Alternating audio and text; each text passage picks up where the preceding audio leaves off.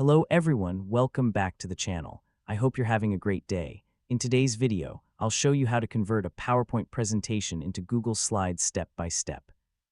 This allows you to edit, share, and collaborate on your PowerPoint file directly in Google Slides. So let's get started. First, open Google Drive in your web browser and sign in to your Google account if you haven't already. Next, click the new button on the left side and choose File Upload. Select the PowerPoint presentation from your computer and wait for it to finish uploading. Once the upload is complete, locate the PowerPoint file in your Google Drive and double-click to open it.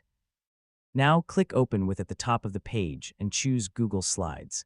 Google Slides will automatically open your PowerPoint presentation and convert it into an editable format. Take a moment to review your slides. Most formatting, images, and text will be preserved, but it's always a good idea to check that everything looks the way you expect. If needed, you can make any changes or edits directly in Google Slides. Your work will be saved automatically as you continue editing. That's it. You have successfully converted a PowerPoint presentation into Google Slides.